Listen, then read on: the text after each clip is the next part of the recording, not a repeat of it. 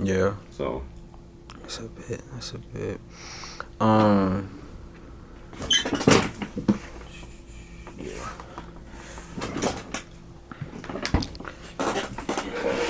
Just real quick. I look sleepy on her. Nah, you straight, bro. You straight. Things I was gonna ask you about and pertaining to your interview was the performance you just had on September 23rd at Agave. Risk. The song is hard. I appreciate you. I listened to that. I ain't know you. Are you Hispanic or white? I'm white. Okay, I ain't know. I couldn't tell, but especially with your vocals, I was like, bro, is this nigga bringing like Kirko back? Like, damn, it sound like Drake on the beat. You know what I'm saying? It was nice to listen to. Demon Time. And then I seen you. I want to say you was at Sandman Studio shooting a video. What is that? It was this. Oh, I guess is that the name? Yeah. Yeah. Okay. That's what we shot for though.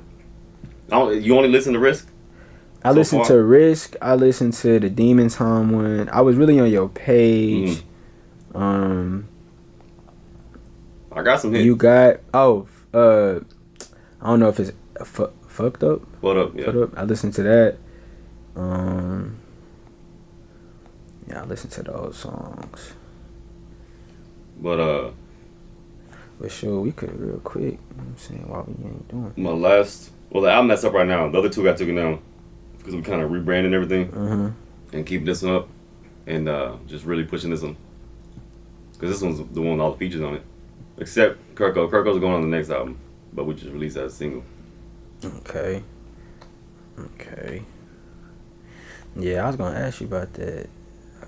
Like, how you even got that? We're gonna ask that in the interview though. But yeah, I already followed you and stuff on Instagram, on my regular page and my personal page. But IndustreetsTV is where this interview will go. Yeah, that's really it, my brother. Shit. Other than that, I'm gonna start here in a minute. I just wanna. What songs do you feel I should go listen to from you? Because that's really what I'm doing right now. I listen to a couple, but I never know what the artist's favorite song is. My manager coming to school. Yeah. I bet. Yeah. What? So good. Nah, just like what song, like what music do you feel like? My song. Yeah. As far as like. I mean, everybody knows "Gotta Lie." That's a hit. I like "Foot Up" a lot, just because it gives you hype.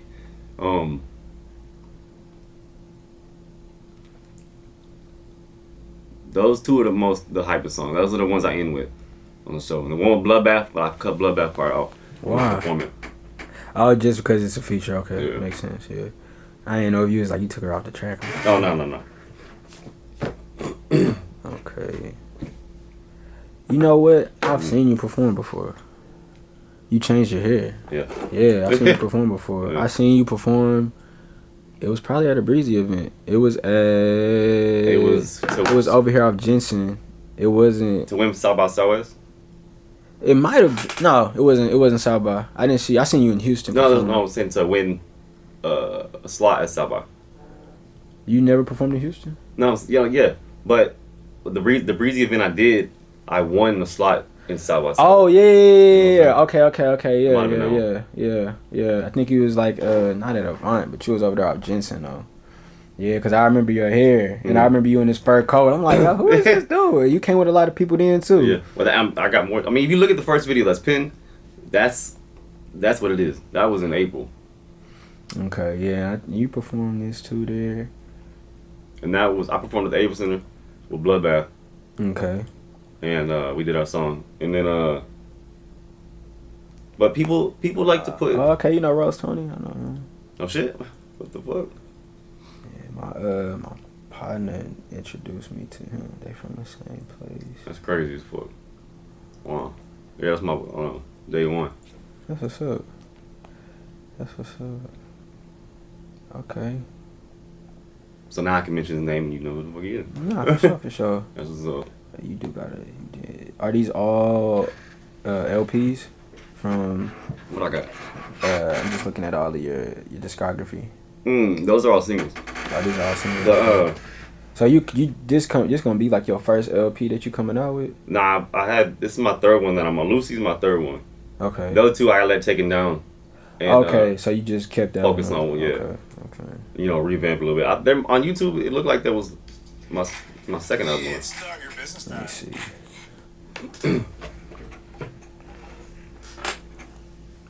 Oh no, that's just a single. Yeah, Lucy's only album, and the rest of those are singles. Okay. But I was just the same thing. That's a bit, bro. Yeah, you definitely got your own style though. I think that's something I like about you. As far as like the persona goes, you're very open. And I think that's something that's important to have when you talk about trying to break as an artist. I mean, I wait to the. Are we rolling right now? No, I'm finna start right now. Just adding in some stuff because I want to talk about, you know, the songs that you got a lot of traction on, so we can continue to build that for you. That's it.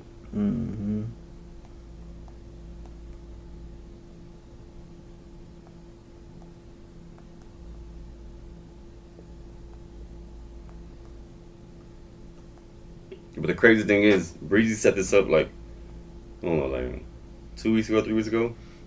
And then you liked one of my posts. And I sent your page to my manager. I'm like, we need to get an interview on this. You know, I was letting him set it up. And then I was talking to Breezy like 5 minutes after. And she said, you're the one I was interviewing. I was like, oh, shit. Oh, yeah, Breezy, she good people. So we rocking out. You ready? Yeah. Alright, let me scoot this up. You about what, 6 feet? 6'1". 6'1". I was gonna say 6'1" at first, but I was like, I don't know. Alright, babe. Alright. You could look like in this direction. In the camera? Yeah. Or you could look like here. Okay. You ain't gotta look directly in the camera. Or look at me. Let's see. How much you see?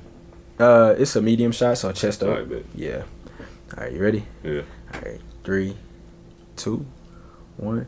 Hey, what's up, y'all? It's your boy LA now from Cali. We tapped in again for another interview here on Hot on the Block. We got my boy WILDBOIJAMES in the building. Yes, sir. Yes, sir. Yes, sir. Yes, sir. So where you hailing from? Where you coming from, brother? I was born in Houston, moved to Tennessee for 9 years, came back, and then I've been in everywhere around Houston. But basically grew up in Houston. Okay. What part of Houston, man? I was over there next to Acres Home, the Spring Branch, and then right now I'm in Katy. Okay. Okay, that's what's up. So, what was that like? And for those who don't know, you are a white artist. Okay. So like growing up in predominantly black areas, what was that like for you? I mean, it was simple. I feel like if I stayed in Tennessee, I'd have been a different person. Really? I was talking about this other day. Yeah, like they got the where we were in the projects over there, but everybody's on meth and shit. You know what I'm saying? It's the hardcore drugs. I feel like I probably wouldn't have been rapping, and I would have been on meth. You know what I'm saying? I've been on some dumb shit if I stayed in Tennessee. Really? So good thing I came over here and associated who I associated with. You know what I'm saying? Do you feel like that because it's just like the I guess just kind of like the resources that's available to the people in those areas, or is it just like? Yeah, I mean there ain't nothing going on over there, you know. Okay. I mean there's people, because I wasn't in Memphis. That's where everybody's coming from, all the artists. But where I was, it was just nothing to do. You know what I'm saying? So, but I was also young. But I feel like if I would spend my teenage years there, I would have been on that. Okay. So, coming to Houston and relocating from Tennessee, what was the first thing that kind of jumped out to you about this area, this environment, this city? Traffic. The heat, goddamn. Yeah. But other than that, I mean, I wasn't on music at the time I came back. Okay. It happened a couple years later. So I was just readjusting to a lot of people. You know what I'm saying? There's a lot. It's populated over here. Okay. So your musical taste and I guess you could say like what you listen to in your upbringing, like where did that come from? Like how I got started, or just anything, like your influences. What music did you listen to growing up to? How did you get into just where the point where you feel comfortable to do what you're doing right now? Whatever my sister was listening to, that's what I was listening to when I was younger. But when I came over here, I was probably on. I listened to Eminem, Pac. I listened to some rap, you know what I'm saying? But there's a lot of country too. Okay. And then, so then I got here, weaned off of country, you know what I'm saying? And then started making fun of songs. So how I got started, I would make it like, you know who Weird Al is? Weird Al? Weird Al? Weird Al, yeah. Yeah, he makes fun of songs. Okay. So, me and Rose, we started making fun of songs. We started writing, just, making parodies, basically. Okay, I see what you're saying. So we're doing that, and then we realized that we good at the shit. Yeah. We can write, you know what I'm saying? So that's when the music started taking over. Okay, so you went from just having fun with it to noticing your talent. Yeah. So have you wrote for anybody? Nah. You just write for yourself? Yeah. Okay. How do you feel that has helped you along your way as an artist, understanding the technical side of putting together art or your music? So back then, I was just writing. Because I didn't know how to write hooks for the longest. I probably like 4 years ago, Gotta Lie was my first hook that I did, and ever since then I've been good at hooks. I've been killing it. But I just when Wayne, he does the freestyles over the beats, that's all I did. I did no hook, I just ran everything. But people don't want to listen to you spit anymore, so I had to dumb it down. people do. There's people like us. There's some people that do want to listen to bars. Yeah. But the way social media is, the way people's attention span is, it's short. So that's why everything I'll be catchy. That's why everything I'll be about money hoes. You know what I'm saying? Dang. So I had to dumb it down, and then once I did that, I was great at hooks. Because nobody wants to listen to it. Once I get my foot in the door, then I can come back with my bars and just go and kill it. Yeah. But I realized that nobody wants to listen to that shit. I mean, you got a distinctive voice. You don't think even with, you know what I'm saying, you having like a baritone type of voice that you couldn't get those types of bars off and people not gonna listen? Because like I know everybody's listening for either vocals, beat, something along those lines though. I mean, it's coming. Yeah. Breezy, she got me doing, making my steps towards that, and doing more freestyles. So that's about to start this month, and I've been playing around with it. So you're gonna be going on, like different podcasts, stuff like that, doing freestyles. You're gonna be dropping your own freestyles. Just freestyle. I'm gonna drop myself. Okay. Yeah. Are you familiar with Skilla Baby? Okay, he's a Detroit artist. But he drops freestyles like every other day on Instagram to like just different beats, just for his fans and for him to have content. But would you say you can go off the top of the dome like that, like somebody put on the beat? Once I get fucked up, yeah. Okay. But I'm a writer, Yeah, you like more concise, put together. Yeah, I gotta sit there and think about what I'm writing. If you listen to my bars, I surprise myself sometimes. No cocky shit, I surprise myself. Yeah. I sit there, or I listen to a song a year later, I'm like, damn. I said that. Like, yeah. I was hard. I've been hard. Exactly. That's what's up. Okay, so like, how long have you been doing music? You wrote, you did hooks. We did that. Well, we did that was probably like 8th grade. I don't know how old it was, but 8th grade we started making fun of songs, and then me and Rose realized we were good at the shit. Yeah. So then we started on a fucking computer. So the mic, it sounded like a fucking, it's all muffled, you know what I'm saying? Like you screaming in that bitch. So then we get a little recorder. We didn't get professional equipment. So that was like 9th grade. So I was playing sports. I said, fuck sports, I'm not staying up to practice no more. I'm like, I'm a rap.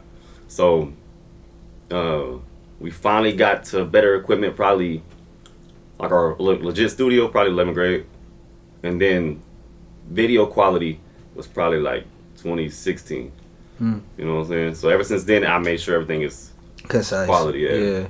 Okay, yeah, because you got a pretty decent following on social media, coming up on like 11, 12K. So, like, was it always, because you definitely just said, quality with the art, did that translate into the business side for you? Like, understanding where to put the content after you have the quality product, whether it be the music or the video, knowing where to market it, where to promote things? Well, I'm just now learning. Well, I got my manager, so I met my manager 2 years ago. Okay. So he's handling that, and then I got Breezy on the team, so she's, you know, looking out too. Yeah, she's mentoring me, helping me get to that marketing stage. I don't know nothing about it. Okay. And wasn't big into TikTok, and trying to get into TikTok now, but it's hard. Yeah. You know what I'm saying? So yeah, it's like Instagram on steroids. Yeah. It's crazy. Yeah. And the dumbest shit just goes fucking viral. You know what I'm saying? Yeah. It makes me mad because I've been trying. I've been doing this shit. Yeah, I'm good at it. For sure. And I'm getting somewhere, but I'm not getting fast enough. You know what I'm saying? You wanna be. I know patience is virtue, but for sure. it's fucking taking forever, you know? Yeah. And I'm good.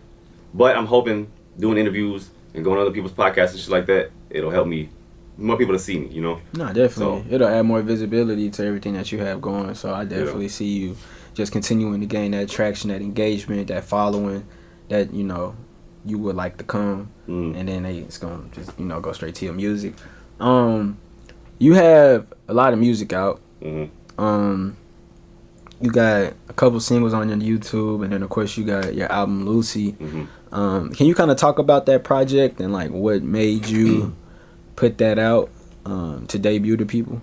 I mean, that was my third album. You know, we took the other two down, but Lucy,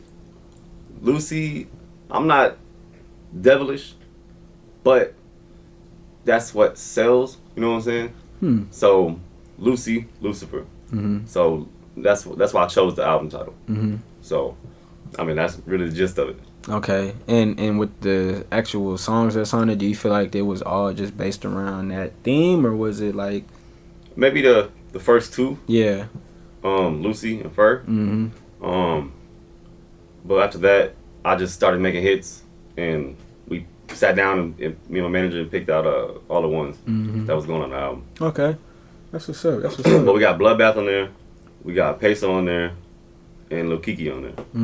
So, and I got videos with Bloodbath and Kiki out right now. Okay. Peso coming soon. Yeah. And Kurt Cobain's coming soon. Yeah, you beat me to it. But yeah, that's where I was going to next, man. With Risk. How did that even come about? Like, can you just kind of speak on that? Kirko was a great feature. When I heard your voice, I was like, this guy can definitely blow Drake out the water. I felt like you tapped into that southern melodic Houston sound. Really, that is something that like we grew up with.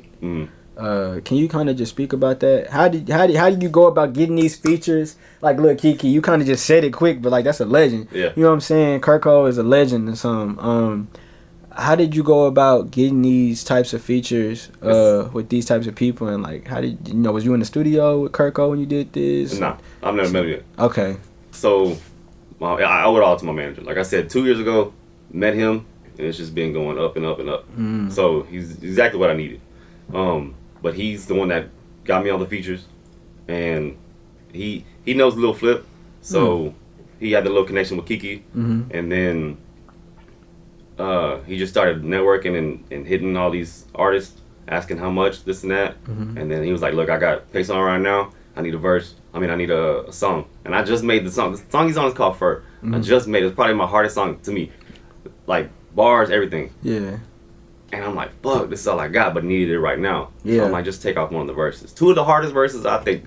And so now I had to take out my first verse and give it to Peso. Okay. But, yeah. That's so what's up. I just make music, and then sometimes if I feel like I want somebody on it, I'll leave the space open for a verse. Or I just hate, like, because Kurt Cobain's song, I had to take my first verse off to add somebody else on it. But when I drop my album, my 2 verses original is going on there, so it's gonna be me and Kirko in the video. Okay. So you haven't heard the first verse yet? No, I had second verse. Yeah. But say I listened to the song for sure. I seen that. I was like, let me jam this. And then Demon Time. That as well. Was that on Lucy? Nah, that's just a little intro. A little. What is it called? It's an intro, but it's just a little like a prelude. Yeah. Okay, so, for sure. Yeah, I was just wondering because I was like, and then like your image, bro. That's something that I don't think artists pay attention to enough outside of accessories. When I say accessories, I mean like the hats, the chains, the clothes, the shoes. Like that's cool, but I mean like if you walk into a Saks Fifth, like it kind of look like a Forever 21 that's upscale. Like everybody can dress alike to an extent, I guess. So it's like you changed your hair, you got braids now. Yeah. I first seen you perform at a venue out here in Houston. You had on a fur coat. Yeah, you had your hair like flipped to one side. You had on like some tight type of pants. The button up. Yeah, the button up, the dress shoes. Yeah, so it's like, you know, what thought process do you go through when it comes to you presenting yourself to your fans and keeping it fresh and new? I mean, I was doing the fur because it was different. You know, I might go back to it. I might not. Once, you know, I don't know. But the hair, I had to just get rid of it. It did a little thing, and that's it. Yeah. So now I'm gonna get the braids. I'm gonna keep the braids. Yeah. And it's a wrap. Okay. But I tried to do, because nobody's going on stage. Everybody look the same. Everybody coming on stage dressed the same. Yes. So ain't nothing wrong with the fits, but why you want to be like everybody else? So I came with loafers. Dress. I like to dress. If I had a job where I can dress every fucking day, like dress up, I would love that.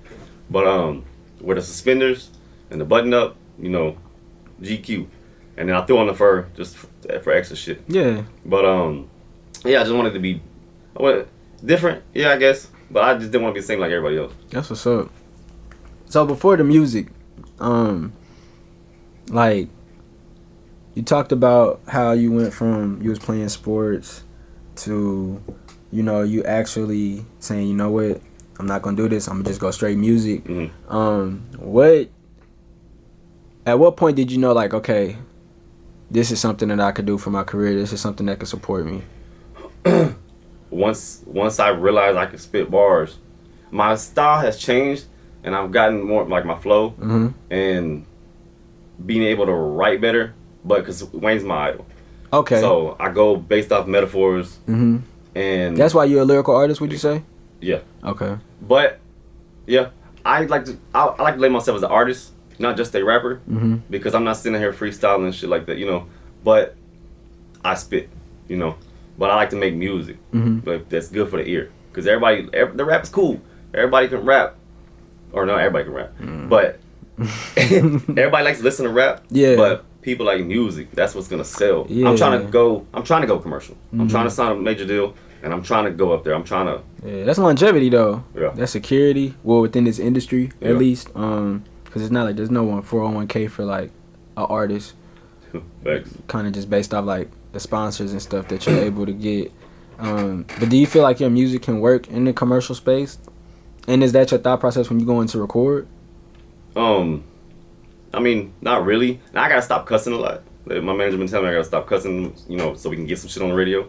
Or you don't think you could just get clean cut versions or get an engineer to? But if depends on how much I cuss, you know what I'm saying. So and if it's in a hook, then it's in the hook. But so I am on the radio on Waco. But at 94.5. Yeah. Okay. What's up? That was a feature. Okay. So we got my verse on there or whatever. But we're trying to get here. But 97.9. It's hard. 97.9 the box. 93.7. Either one. It's hard though. Okay. You gotta know somebody. You gotta spend the bread. So. For sure. That's but good. So my music, like Lucy, Lucy's great. But this next shit I got coming. You ready? It's coming. That's what's up. So what can we expect to drop? So we just dropped, we got the peso. We just dropped Risk with Kurt Cobain's, and then we're pushing Fur with Peso. So we're gonna shoot that video, set a timeline to drop that, and then push the fuck out of that, and then I'll probably release the next. I'll probably release 1 or 2 more singles this year, maybe 1, because it's already September. And then my album next year. Okay. Early next year. Like January, February. Yeah. Okay. That's what's up. And you already got visuals ready for that too? For the album? Nah, we're still going over the songs that's going on the album. Okay. You know what I'm saying? I got some TikTok songs. I got some dance. It's coming. I gotta get with it. You know what I'm saying? I'm gonna get loud. Nah, for sure. And I seen you had another dance track. Drip Walk? Yeah. It was Drip Walk and there was one other one I seen. But like, is that just a Houston thing? Like the drip? Like, I would say, I don't know where it originated. I mean, I feel like I first heard it from Sauce. Okay. I'm pretty sure. That's why I pictured on it when I made the song, but things didn't go as planned, and we got a different feature on it. Okay. But I mean, if he's still open, for sure, you know what I'm saying? I'll throw him on that remix. It's up. It only makes sense, you know. Yeah, and I know you said your manager helped you secure a lot of these features. How important is it in having like a strong team foundation? I mean, loyalty is a major, because we went based. He just trusted me, you know what I'm saying? Didn't know. I met him 2 years ago. Met him. He listened to my music. He's like, I want you. He was already managing some other artists, but no contract. He just off the faith and the vision, you know. But then that's how you get fucked over. I mean, not doing a contract. Yeah, but you bring people up and you give them all this stuff and made them who they are, and then they just fuck you over. You know what I'm saying? So now there's contracts in play, you know. It gotta be contracts for sure. Cause I mean that happens all the time. Not even just with the artist manager relationship. That happens with the media team that you got working with you. That happens with, you know what I'm saying, a couple of different people.